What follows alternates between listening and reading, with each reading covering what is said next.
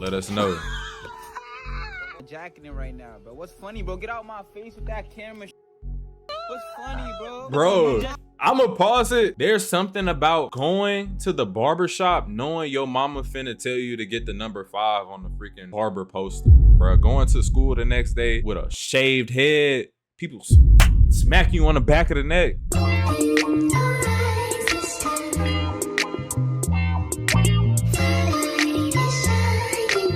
Look into the video, man. I don't even know how to do this, man. Let's go to the video, man.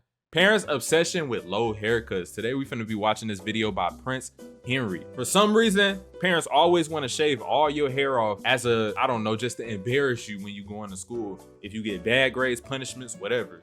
So let's see what Prince Henry got to say about this topic. Why are parents, specifically black parents, right, so obsessed with low haircuts? Let us know. Jacking it right now, bro. What's funny, bro? Get out my face with that camera.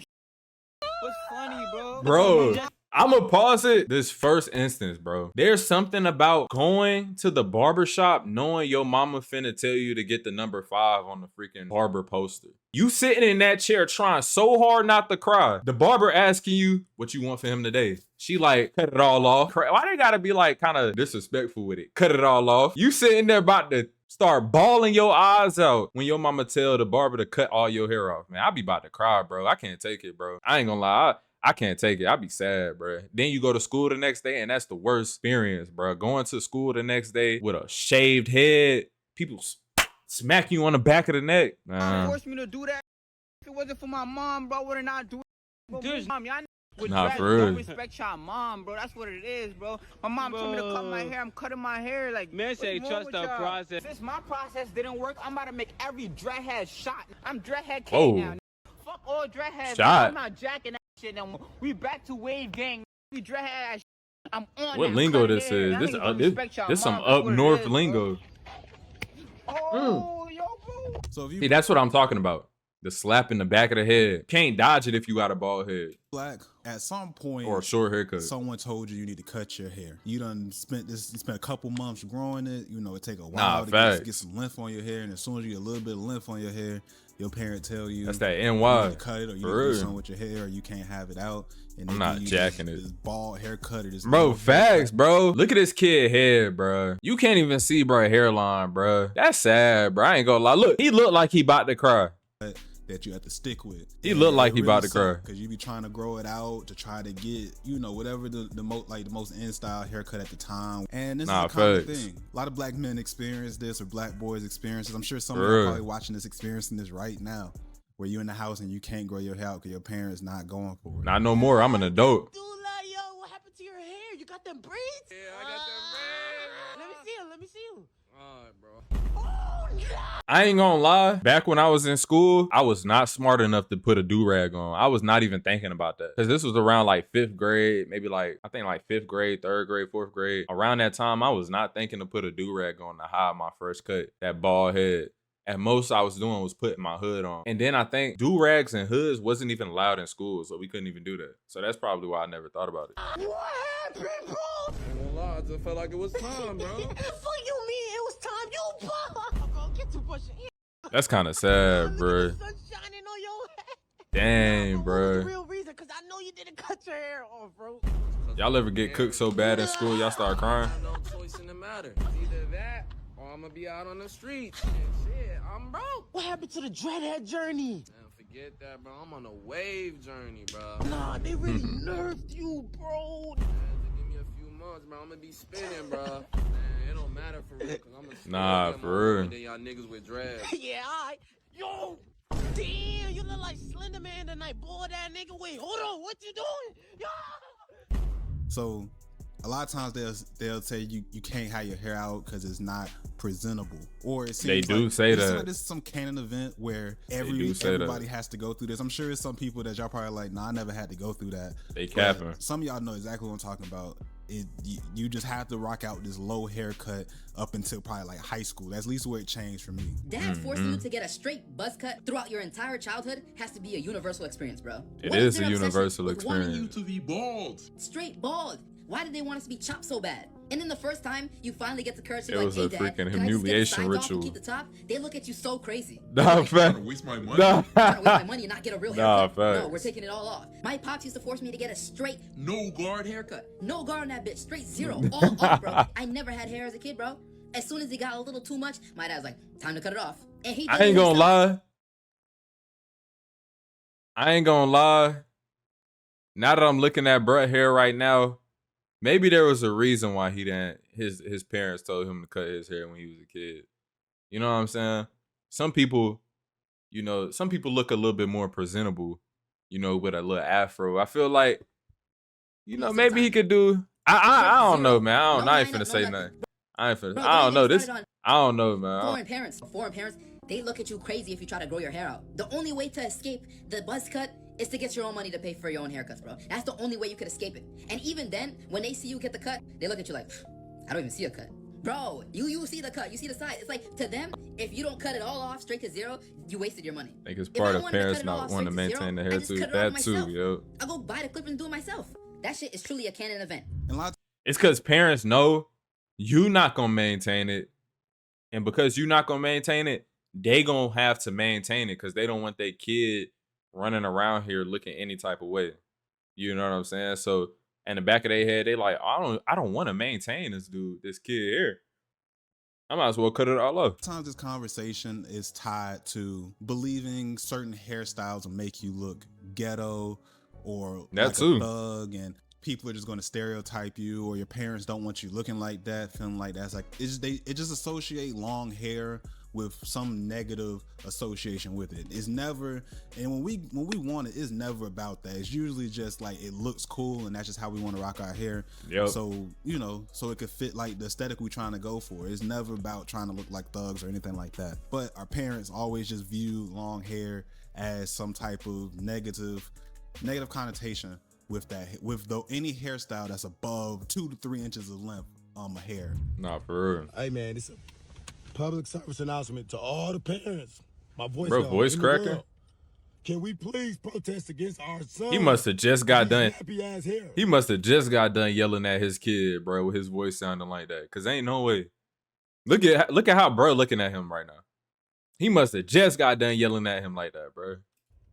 Every day, me and mama tell him, you need to cut that. You need to cut that damn hair, man. It is a byproduct of racism. Since you've been growing it. It look like a ham full of Easter basket grass, man. He finna cry. You got leather hair now. You ain't watched it so long it look leather. I ain't gonna lie, that's crazy. It look like dirty trap house carpet. Dang, dirty trap house carpet is crazy. Get you some waves or something, man. Cause that right there, man, you look like a Jackson 6. But at least they had an activator and grease in their head, man. Go in there and wash it in the bathroom, school bathroom. All right, Toast. Go wash it in the school bathroom. Appreciate it. He should be washing it though. It's dry as hell. It's crazy. You gotta cut it. You gotta, look, you guys wanna walk off. You gotta cut that, man. All you little dudes, you YNs wanna wear these YNs is crazy. Man, y'all need to cut it. Even the dog talking. The real reason parents are so obsessed with low haircuts. Talk to us, man. The ideas of like black hair, like long black hair, not what we waiting for. Yeah, that was the dog. Being presentable or that professional. Was the dog. It's not a new thing. This isn't like an experience just for me or just our generation. Like this has been happening for a while, and this has been passed down generation of generations. And it's who is this? From this idea called respectability politics. So respectability politics is basically the belief that if black people behave, look, speak, and live in ways that white society or white people consider proper, that then we will be treated with respect, safety, and equality. In simple terms, if we act right, they'll treat us right.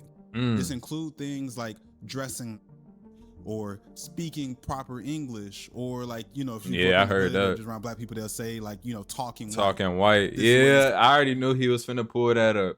I ain't gonna lie, I've bust that phrase out a couple of times back then. I ain't gonna lie, I hit a couple of people with that. Like, why you talking white? I'm sorry, but you know, I did it. I was ignorant. You know what I'm saying? I was ignorant at the time. I hit that phrase a couple of times, you know, but it's just kind of came from. I guess it just comes from like how you calm, come up, polite, and non-confrontational. Especially when you coming up around like a lot of black people. Basically avoiding anything that's seen as ghetto, loud, or too black. Presenting yourself as one of the good ones. And the reason this is because after slavery, black people were free, but still we experienced things like we was lynched. We was locked out of job opportunities, where they just didn't give us jobs no matter if we was qualified or not. They locked us out of certain housings and good neighborhoods. That's with redlining. Yeah. And we was locked out of educations. That's why we had to create our own colleges, our own schools. White societies basically push like ideas to other white people, stereotyping and propaganda that basically black people were violent or dirty or immoral or immature or childlike. They spam that type of propaganda. The black leaders of that time thought like, okay, if you're pushing all those stereotypes onto them, if we just prove that we're not that, if we prove that we're clean, we're moral, we're educated, we're respectable, they thought that white society will look at that and will have no excuse to then mistreat them. This is when respectability politics became organized and intentional. And this carried all the way into the late 1800s and early 1900s, where black churches and educators and middle-class leaders of that time pushed messages like dress modestly or speak correctly or avoid low behavior, don't embarrass the race. And we still have similar sayings that's been passed down from that. Like if you've heard someone being like, oh, I don't want to act up in these white folk establishments or anything like that, that's coming from direct messages from the late 1800s and 1900s. It's been passed down generations in a way of taught on how to act around white people, because it's basically saying like your behavior doesn't just represent you, it represents all black people. And it's put enormous pressure on individuals to change the way they are to fit in this agenda that white people deemed as the correct way to act or the correct way to behave or present yourself. And respectability politics quietly does two harmful things. It blames black people for their own oppression. Instead of blaming racist laws, police violence, or economic exclusion, it blames clothing, hair, tone, music, and attitude. It creates two different types of black people. It creates the good black people, and then it creates the bad black people. Basically, that's almost making it seem like the good. That's so true, because like if you're having these people push this narrative on you so much, you're either going to want to prove them wrong so bad to the point where you're acting so uppity and so like, you know what I'm saying, like the good ones, or you're gonna want to be rebellious, you know what I'm saying, and be like, oh, that's a bet, then I'm gonna do what I want to do, and then turn into the bad ones. I feel like it goes one of two ways. Good ones deserve protection and the bad ones are disposable. This does not challenge racism or fight against oppression or anything at all. It just works within that system. And so, did it work? Did respectability politics get the end goal that they wanted of decreasing racism and oppression? Short answer, no. The evidence to conclude that it didn't work was that well-dressed black people were still lynched, educated black leaders were still assassinated, respectable black professionals are still profiled when it comes to police and cut out of jobs and all these other kind of things. That's why DEI and those type of programs were implemented during the civil rights era to begin with, is because no matter if they was qualified or they played the part, they taught the right way, they still weren't getting the best jobs or the opportunities that they should have gotten. So that's when you had the civil rights era pushing for laws to make sure those things don't happen. Respectability never stopped racism. It just shifted the blame onto black people. Something I want black people to aggressively push away from is respectability politics. Because it's crazy because this is my first time hearing respectability. I've never heard of that before. Right? And how we talk, how we carry ourselves, how we behave, that somehow we're able to escape violence and racism when history literally says otherwise for us. Let's not forget, Malcolm X was articulate, well-educated, and polished, and yet he was killed while wearing a suit. Same thing with Fred Hampton. Young, black, educated, was creating survival programs for black people. and yet he was killed in his sleep. Let's get this out the way. No amount of conformity can help black people against systems that are built on anti-blackness. Right. But what it can do is hurt us by making us shrink or deny pieces of our own identity to make us seem acceptable. As black people, we do not owe a simulation to anyone, because blackness is not a liability that needs to be fixed. And I think people in my generation are starting to wake up. I've seen a lot of videos of people fighting back this idea that our hair isn't good enough, it being grown out isn't presentable or is not professional. It's people showing that that's an old way of thinking, and hey, appreciate that and love our. This your account. I'm gonna give you a follow. Quay2907. Brick by brick. Our stuff. Appreciate it. And fight back against that idea and not pushing those ideas to our kids or to the younger generation. As a black man, you have to cut your hair to move up in this world, brother. It's crazy. You know, it's so crazy because that's so embedded in us that even I be thinking like that sometimes. Like, I know people who think like that. Like, I know people who think that if, as a black man, you know, you have long hair, you have a lot of hair, it's out or whatever, you know what I'm saying? You're, what's the word? You're fitting this narrative that I guess we're not supposed to be fitting. You know what I'm saying? So in order to not fit that narrative, bro, you gotta cut your hair.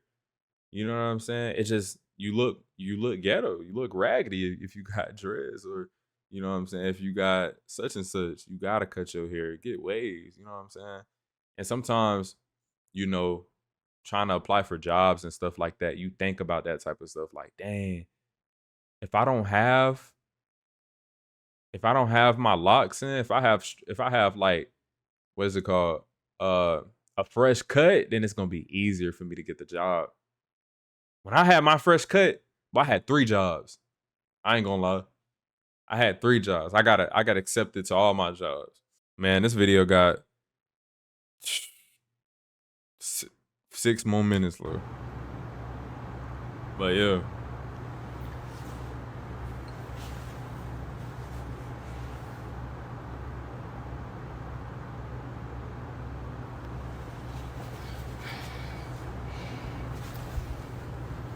So being a barber on the HBCU campus, I cut a lot of people who are about to graduate. And the main thing I always hear them say is that they want to cut their hair low or they want to cut off their locks so they can have a quote-unquote more professional look. Now, this line of thinking is very common, especially within young black men, but it was never something that I ever really agreed with. Now, I understand wanting to have your appearance a certain way because the reality of it is your appearance is the first thing that someone is going to judge you off of. But just because your hair is long doesn't mean that it's not professional. Because I know a lot of black people and people of color that are in corporate positions. They're judges, they're lawyers, they're doctors, and they have long hair, they have long locks, they have tattoos.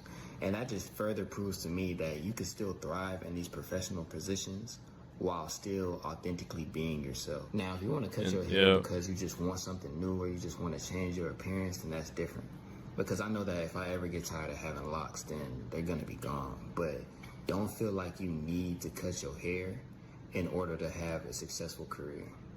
If you are black and you cut your hair to look I forgot about this dude on TikTok. The best slave on the plantation. I promise you would have been Mass's favorite nigga. Back in May of 2024, me and my homie graduated from college. I don't know if I like his voice. Major, I was a biology major. For 2 months straight, my homie could not get a job. He was applying for jobs online, calling jobs, matching with random people on LinkedIn. Nothing was working. One day he tells me I'm gonna cut my hair so I can look more professional. Mind you, my homie has a Michael Jackson afro. Top 3 afro in the entire Midwest. So I tell my homie, don't cut your hair, the job market just sucks right now. In July of 2024, he cut his hair. That same month, he got a job. In November of 2024, they let him go. His 4-month contract came to an end. They chose not to hire him full time. Now my homie had no job, a shitty haircut. And I love my homie, but he was looking like a milk dud with 2 brown eyes. He did all that tap dancing and they still did not hire him.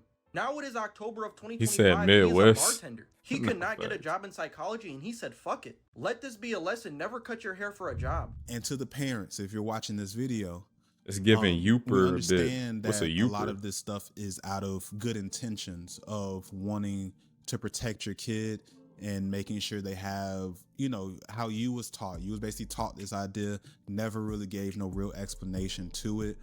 And it turned into some version of believing that what you're saying is facts in the sense of certain hair looks better or looks presentable because of what respectability politics started and what was passed down generations and what was passed down to you. And it's not fair to you either. Same way it's not fair to your kid that you push the same ideologies to. We understand you're just trying to teach us how to play the game of racism, but at the end of the day, all you're really doing is pushing an anti-blackness that was pushed onto you that could then mold into a whole generation or whole culture of people not loving themselves. And we see this with black women and not loving their hair and feeling like they have to cover it up with other people's hair. And it shows in how it morphs into just a self-hatred for things that are just in our natural state. Our hair is our most natural thing that grows out our hair and it's beautiful, and we done found creative ways to make it dope. And so pushing these beliefs is just pushing anti-blackness. And yes, I'm gonna put a bonnet on my son's head every night as he goes to sleep. All right. So I'm kind of seeing what he's saying. I'll probably get my final thoughts on that. I genuinely think you should be able to wear your hair however you want to wear it. I hate the fact how, like, you know, people do stereotype, people do like judge you based off of your looks and stuff like that. And there's people out here who won't hire you because of how you look. I hate how it's like that, but I guess, you know, that's just life at this point. But I do think it's changing because a lot of stuff is more accepted now. You know, I feel like your hair is more accepted now. Tattoos are more accepted. Everybody got tattoos. You know what I'm saying?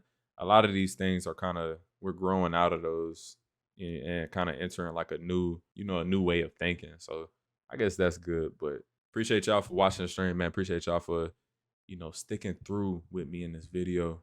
Make sure y'all like the video, subscribe, and do all that extra stuff. And I'll catch y'all.